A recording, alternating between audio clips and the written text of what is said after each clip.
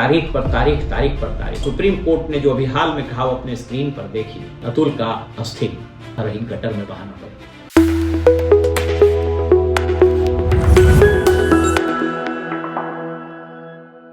नमस्कार, मेरा नाम है ओम प्रकाश यादव और आप देख रहे हैं voice of Republic. Atul Subhash की आत्महत्या ने कई सवाल खड़े किए। गुनहगार कौन? समाज, कानून, न्यायपालिका या पुलिस? जी हाँ, ये सवाल अब मीडिया में तैर रहा है। मैं ऐसा इसलिए कह रहा हूं कि समाज इसलिए दोषी है कि आमतौर पर यदि डोमेस्टिक वायलेंस या डॉरी से रिलेटेड केसेस होते हैं तो समाज पहले से ही एक प्री कंसीव्ड नोशन से उस पर विचार करता है कि पुरुष ही दोषी होगा, जबकि सुप्रीम कोर्ट ने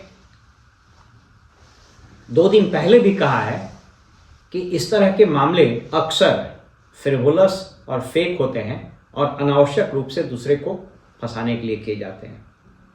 निश्चित रूप से समाज, जिस समाज में हम रहते हैं, उसका प्री कंसीव्ड नोशन, उसके पूर्वाग्रह समस्त प्रक्रिया को प्रभावित करते हैं, क्योंकि जुडिशरी, कानून और पुलिस ये सभी समाज के ही एक अंग हैं।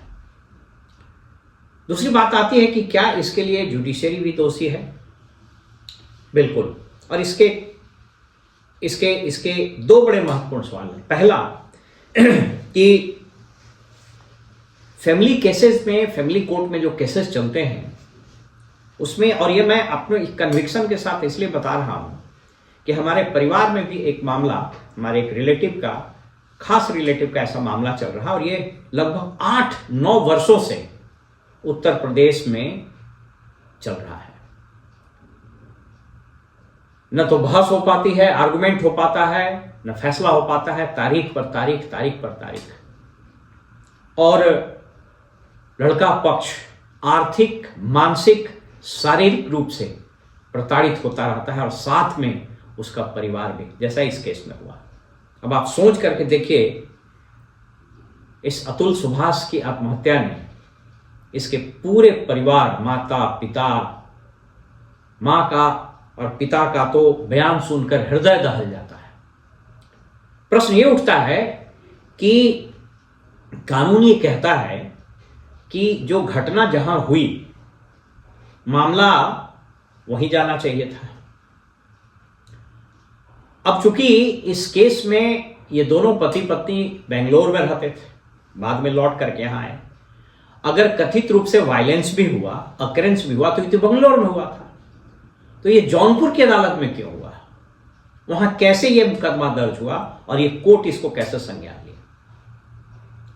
दूसरा कि अतुल ने जो गंभीर आरोप लगाए हैं फैमिली कोर्ट के जज पर, मैंने इसके पहले भी कहा था कि जजेस प्रोटेक्शन एक्ट और कंटेम्प्ट ऑफ कोर्ट एक्ट के कारण समाज बोलता नहीं है, मीडिया भी डर से नहीं बोलता है। लेकिन वक्त आ गया है कि इन चीजों पर विवेचना खुले मन से हो। मेरी कदाचित ऐसी भावना नहीं है कि हम न्यायपालिका पर प्रश्न उठाएं। हम लोग सभी लोग कानून और न्यायालय और संविधान का सम्मान करते हैं, क्योंकि अगर समाज इसका सम्मान नहीं करेगा तो कोई भी कानून, कोई भी संविधान नहीं चल सकता है।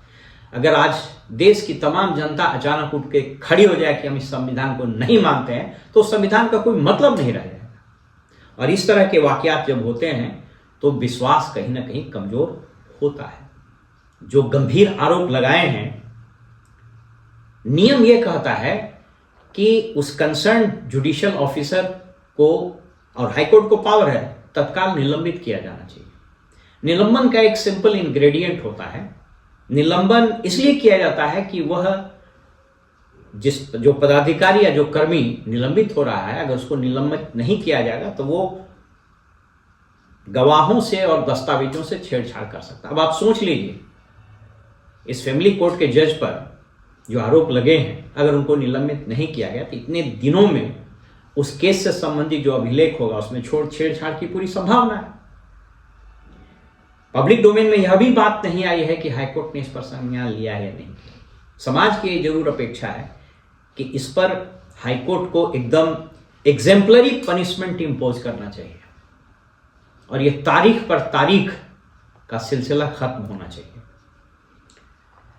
आप देखेंगे कि इस तरह के मामले में जब भी लड़की या लड़की का पक्ष या तो थाने में या फिर कचहरी में एडवोकेट के पास जाकर अपनी तहरीर लिखाता है, केस लिखाता है, तो एक मतलब आप यूं समझें कि एक बड़ा ही बहुत ही डेंजरस इस तरह का ट्रेंड डेवलप कर गया है कि वकील के पास भी गया तो वो एक मामले को लेकर गया और 4-5 तरह के केसेस, मेंटेनेंस का, डॉरी का, डोमेस्टिक वायलेंस का, ये सारे केसेस दर्ज हो जाते हैं। इस मामले में भी जो रिपोर्ट छप रही है उसमें बताया जा रहा है कि 9 मामले। तो इसलिए मैंने कहा कि न्यायपालिका भी इसमें दोषी है और खास करके लोअर जुडिशरी। अब ये सबकी अपेक्षा है कि हाईकोर्ट इसमें इंटरवीन करे, उस जुडिशियल ऑफिसर पर को निलंबित करे और उस पर विभागीय कार्रवाई चला के इसकी गहन समीक्षा, उसका इन्वेस्टिगेशन हो। ये इन्वेस्टिगेशन का भी मैटर है और डिपार्टमेंटल प्रोसीडिंग का भी मैटर। यह भी मैटर उठना चाहिए कि ये मामला जौनपुर अदालत में कैसे गया। आज एक बहुत ही सुप्रीम कोर्ट के एक सीनियर लॉयर को मैं सुन रहा था, उन्होंने बहुत अच्छी बात कही है। उन्होंने कहा कि ये जो अकरेंस होता है, प्लेस ऑफ अकरेंस, ये वहां जुरिस्डिक्शन होता है। तो ये पति पत्नी जब बेंगलोर में रह रहा था और कथित रूप से ये बात भी हुई तो बेंगलोर की अदालत में होता है, ये जौनपुर में कैसे होना चाहिए।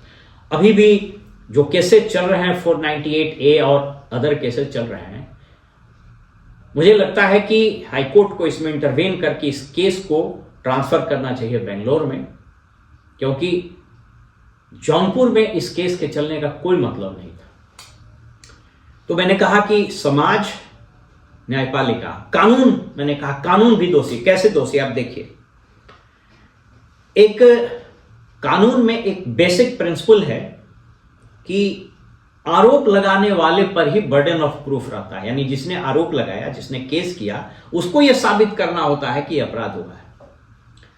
अब ये डॉरी प्रोहिबिशन एक्ट 1961 की धारा 8A, इसको अगर आप पढ़ेंगे, इसमें स्पष्ट लिखा हुआ है कि अगर डॉरी से रिलेटेड केसेस होते हैं तो ये जो लड़की वाला केस करेगा, इसको नहीं साबित करना है कि अपराध हुआ है। जिस पर केस करेगा, और सामान्यतः अजीब अजीब, अब तो बहुत सारे केसेस आ रहे हैं, कुछ मामलों में 75 साल 80 साल के ससुर को पार्टी बना दिया जाता है, ननद को, ननद के हस्बैंड को पार्टी बना दिया जाता है। क्या कर रही हैं अदालतें, क्या कर रहा है पुलिस? जो तहरीर लिखाएगा सब पर हो जाएगा। नहीं, अजीब अंधे कानून की ओर हम लोग बढ़ रहे हैं। अब ये सोच करके देखिए कि इसको रिविजिट करने की आवश्यकता है। सेक्शन 8A अपने स्क्रीन पर देखिए, ये कहता है बर्डन ऑफ प्रूफ लाई करेगा जिस पर केस हुआ है। एक तो उस पर केस हुआ और उसी को साबित करना है कि वो डॉरी प्रोहिबिशन एक्ट के तहत वो नहीं आता। 498A जो आईपीसी में था, वो अब नए कानून में वो अब 84, 85, इनफैक्ट 85 भारतीय न्याय संहिता में हो गया है। आपको याद होगा कि निर्भया कांड के बाद सख्ती लाने के उद्देश्य से कई कानून में परिवर्तन किए गए और यह भी परिवर्तन किया गया, लेकिन इसका इतना बेजा इस्तेमाल हो रहा है। और सुप्रीम कोर्ट ने जो अभी हाल में कहा, वो अपने स्क्रीन पर देखिए। सुप्रीम कोर्ट ने कहा है कि ये बहुत ही, मतलब court must exercise caution in dowry cases to prevent misuse of law, ये सुप्रीम कोर्ट कह रहा है। लेकिन प्रश्न ये उठता है कि इसके पहले भी सुप्रीम कोर्ट ने कई बात कही, लेकिन ये लागू क्यों नहीं होता? अगर सुप्रीम कोर्ट के किसी ऑर्डर को सबऑर्डिनेट कोर्ट्स और पुलिस प्रशासन नहीं एग्जीक्यूट कर रहा है तो ये बड़ी दुर्भाग्यपूर्ण स्थिति है। मुझको याद है इससे पहले भी दर्जनों बार सुप्रीम कोर्ट और हाई कोर्ट्स ने कहा है कि prevention of atrocity against SC/ST cases act और ये डॉरी प्रिवेंशन एक्ट, इसका गजब बेजा इस्तेमाल होता है। इसलिए संसद को भी इस पर संज्ञान लेना चाहिए और इस पर तत्काल अमेंडमेंट करने की जरूरत है।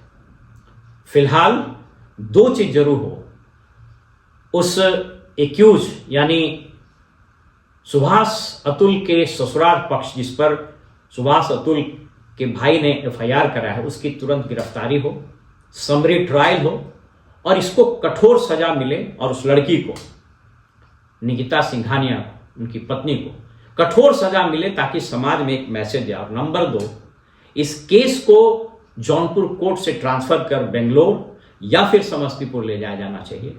और तीसरा और अंतिम कि डॉरी प्रोहिबिशन एक्ट 1961 में एवं भारतीय न्याय संहिता के सेक्शन 85 में अमेंडमेंट करने की जरूरत है। और बर्डन ऑफ प्रूफ जैसे कानून के अन्य प्रोविजन में it lies with the prosecution, जो केस करता है उसको साबित करना होता है बर्डन ऑफ प्रूफ, इसमें भी वही होना चाहिए।